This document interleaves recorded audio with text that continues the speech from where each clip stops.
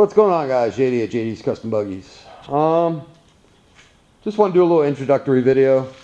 This is going to be some outrageous build. This is basically a previous customer of mine, and his buggy was kind of getting old and aged out, so he brought it in for an overhaul.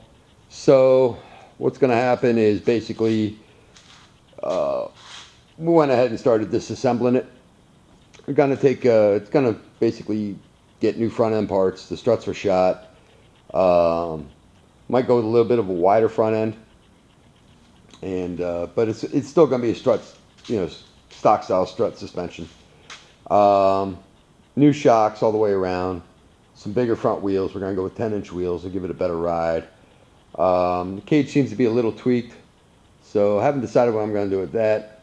There is a budget in mind with this, so that we're trying to stay at.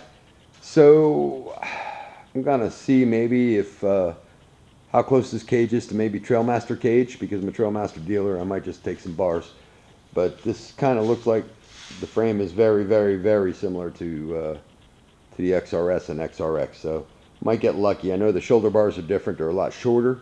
They seem to be in the same spot, so I'm thinking maybe we can replace the main hoops and the H bars. That's a straight roll cage again. Motor's already out. It's over here on the floor, leaking oil. That's getting a total rebuild and clutched. It's getting a pipe also.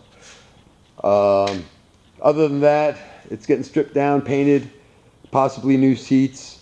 Customer wants it like a desert tan, so we're going to see if we can accommodate. So we're going to go with like a black and tan paint job. So as we get some progress done on this, I will keep you updated. Like I said, this isn't going to be anything outrageous. This is basically just the customer who wants a good buggy back. So till next time, if you have any questions, leave them in the comment section. And if you run across the page and you like it, go ahead and subscribe. Thanks a lot. JD's out.